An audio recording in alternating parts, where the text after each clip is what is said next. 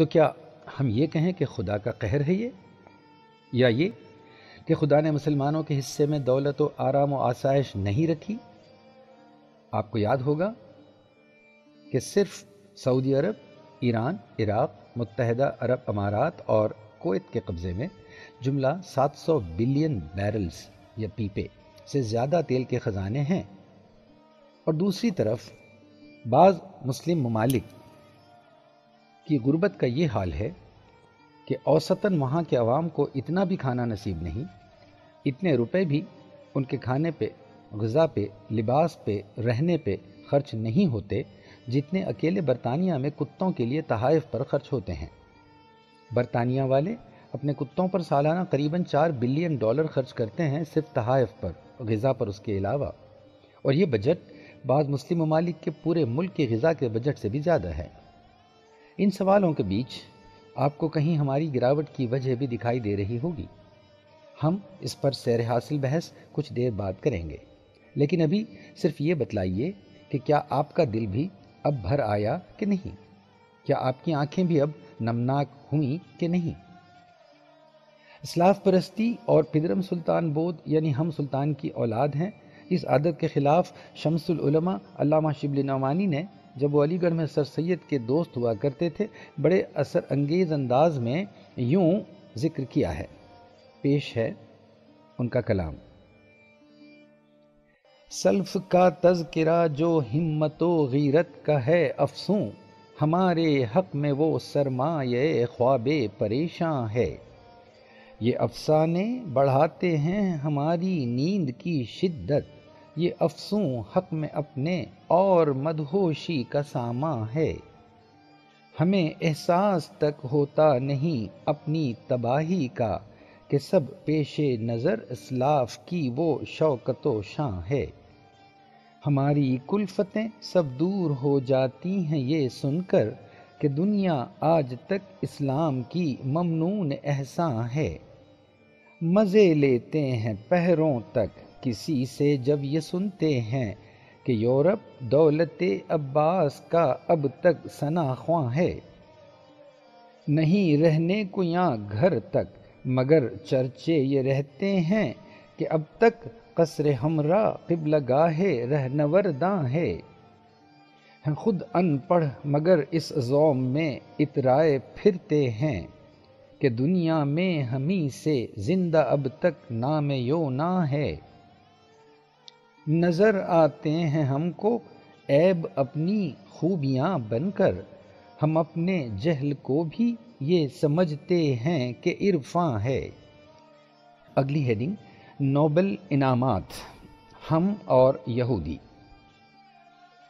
بڑا افسوس آپ کو ہوگا یہ جان کر کہ تمام عرب ممالک منجملہ طور پر اپنے جی ڈی پی کا یعنی گراس ڈومیسٹک پروڈیوس کا صرف 0.5% یعنی محض ½ اپنے تحقیقاتی کاموں یا ریسرچ ڈیولپمنٹ پر خرچ کرتے ہیں، جو کہ مغربی ممالک کے مقابل گننے لائق بھی نہیں ہے۔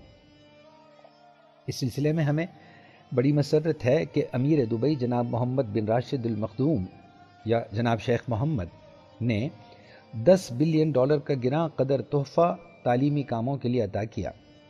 آئیے ہم امید کریں کہ اس کے بعد کم از کم عربستان میں تعلیمی اور تحقیقاتی کاموں میں مناسب ترقی ہوگی۔ مائکروسافٹ کے بل گیٹس اور انفوسس کے نارائن مورتی، ان دونوں ہی نے عوام کی خدمت کے لیے اپنے سنہری کاروبار سے سبکدوشی اختیار کی اور بہت خوب کام کر رہے ہیں۔ امریکہ کے مشہور سٹاک بروکر وارن بوفے نے بھی اپنی دولت انسانی فلاح کے لیے اسی طرح وقف کر دی تھی۔ کیا آپ ہمیں فی البدیہہ نوبل انعامات یا نوبل پرائزز جیتنے والے مسلمانوں کے نام یاد کرا سکتے ہیں؟ آپ میں سے اکثر 3 سے زیادہ نام نہیں گنا پائیں گے، کیونکہ بہت زیادہ ہیں بھی نہیں، اور اگر ہوتے بھی تو شاید ہمارے لیے وہ اہم نہ ہوتے۔ ہم ان کی اہمیت کو محسوس ہی کہاں کرتے ہیں۔ صرف اتنا ڈیٹا کافی ہے کسی قوم کو جھنجھوڑنے کے لیے۔ ہم آپ کو احساس دلا دیں کہ پوری مسلمان امت نے مل کر کے صرف اور صرف 9 نوبل پرائز جیتے ہیں، یعنی دنیا بھر میں پورے 100 سالوں میں صرف 9 مسلمانوں کو نوبل پرائز ملے ہیں، جن کے نام، ملکیت، سال، میدان جوہر درج ذیل ہیں۔ اول انور السادات مصر کے، انہیں پیس کا انعام کا نوبل پرائز ملا 1978 میں۔ دوم عبدالسلام، ڈاکٹر عبدالسلام پاکستان کے، جنہیں فزکس کا نوبل پرائز ملا 1979 میں۔ سوم جناب نقیب محفوظ مصر کے، انہیں لٹریچر یا ادب میں نوبل پرائز ملا تھا 1988 میں۔ چوتھے جناب یاسر عرفات فلسطین کے، انہیں انعام کا ملا 1994 میں۔ احمد زویل ایجپٹ کے 5ویں نمبر پہ ہیں، جنہیں کیمسٹری کا نوبل پرائز ملا 1999 میں۔ چھٹے نمبر پہ ایران کی شیرین عبادی ہیں، جنہیں انعام ملا نوبل پرائز پیس امن کا 2003 میں۔ 7ویں پہ محمد البرادی مصر کے ہیں، انہیں بھی پیس کا ملا 2005 میں۔ 8ویں نمبر پہ محمد یونس بنگلہ دیش کے ہیں، جنہیں بھی پیس کا امن کا انعام ملا 2006 میں۔ اور 9ویں نمبر پہ ترکی کے ہیں اورہان پامک، اور انہیں ملا لٹریچر کا نوبل انعام 2006 میں۔ غور طلب بات یہ ہے کہ ڈاکٹر عبدالسلام کو حکومت پاکستان نے قادیانی یا احمدیہ کہہ کر مسلم قوم کے باہر کر دیا تھا۔ محفوظ کو اسرائیل سے امن کی بات چیت کرنے پر چھرا گھونپ دیا گیا تھا۔ ایران کی شیرین عبادی جلا وطن کر دی گئی تھی۔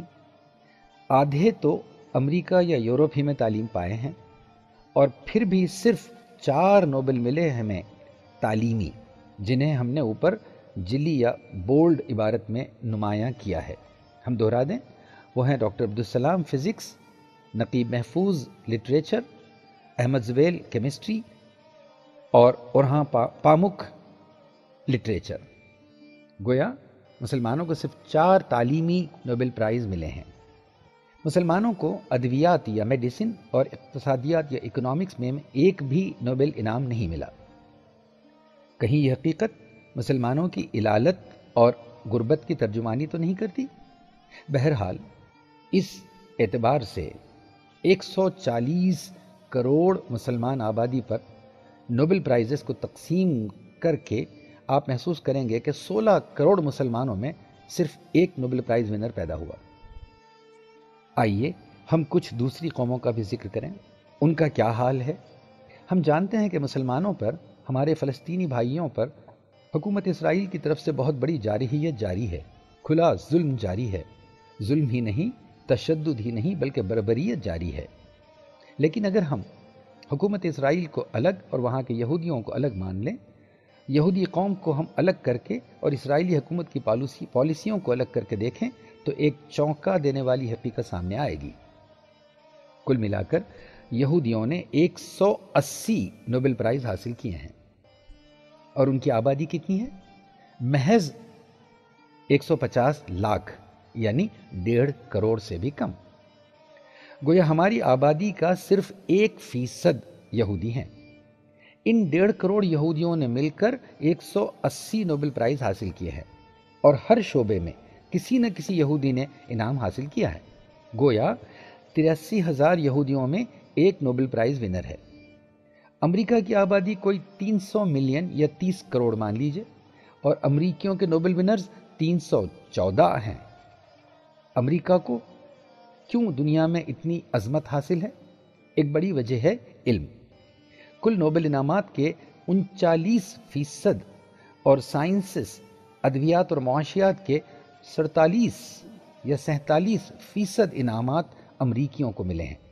عجب نہیں کہ دنیا بھر کے عالم کھنچ کھنچ کے وہاں چلے آتے ہیں۔ یہودیوں میں 83,000 میں ایک نوبل، امریکی شہریوں میں 10 لاکھ میں ایک، اور مسلمانوں میں 16 کروڑ میں ایک، اور 4,300 گنا بالترتیب۔ بالفاظ دیگر علمی نوبل انعامات یہ کہہ رہے ہیں کہ یہودی ہم سے کم کوئی 4,000 گنا زیادہ لائق انسان ہیں۔ یہاں دی گئی گراف امن کے علاوہ یعنی علم کے لیے دیے گئے انہی نوبل انعامات کو قوموں کی آبادی کے مقابل دکھاتی ہے۔ غور کیجئے کہ یہودی جن کی تذلیل میں ہم شاذ ہی کوئی تکلف کرتے ہیں، ان کی آبادی اتنی کم ہے کہ اس گراف میں دکھائی تک نہ دیتی۔ چنانچہ ہم نے آبادی کے لیے لوگیرتمک اسکیل استعمال کی ہے۔ مسلم نوبل یہودی ہی نہیں، عیسائی ہی نہیں، بلکہ ہندوؤں سے اور تمام دیگر بڑی اقوام سے آبادی کے تناسب سے بہت ہی کم ہیں۔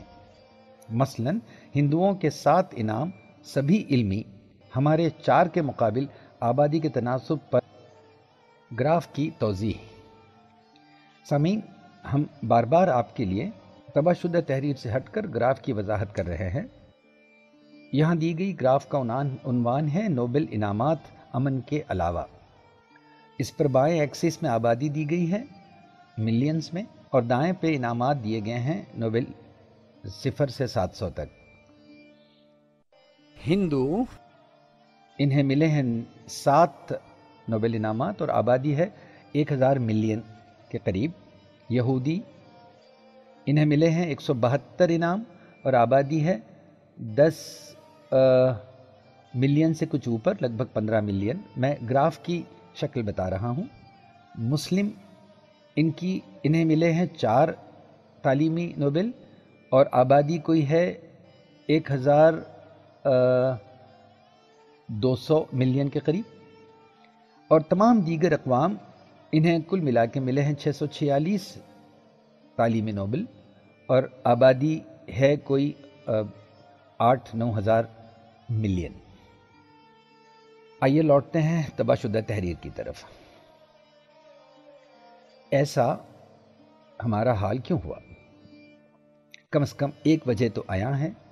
عام تعلیم ہی ہمارے ہاں بہت کم ہے۔ مثلا OIC یعنی organisation of Islamic conference countries یا ان ممالک میں 800 ملین یعنی کوئی 80 کروڑ مسلمان الٹریٹ ہیں، نابلد ہیں، لکھنے پڑھنے سے معذور ہیں یہ۔ اب اعلیٰ تعلیم کا کیا حال ہے بھلا؟ 3 لاکھ سے کم مسلمانوں کو ہم ٹیکنیکلی سائنٹسٹ کہہ سکتے ہیں۔ سائنٹسٹ کسے کہتے ہیں؟ وہ جن کی سائنس کی بنیادی تعلیم PG لیول کی ہو اور ایک آدھ ریسرچ پیپر ان کا کبھی چھپا ہو۔ تو ایسے مسلمان سائنٹسٹ 3 لاکھ سے کم ہیں 140 کروڑ کی مسلم آبادی میں۔ بالفاظ دیگر 23 لاکھ مسلمانوں پر ایک سائنٹسٹ۔ اس کے بالمقابل امریکہ میں 380 لوگوں پر ایک سائنٹسٹ، جاپان میں 550 لوگوں پر ایک سائنٹسٹ ہے۔ پھر بھلا نوبل انعامات کیوں نہ ملیں انہیں، اور کیسے ملیں ہمیں؟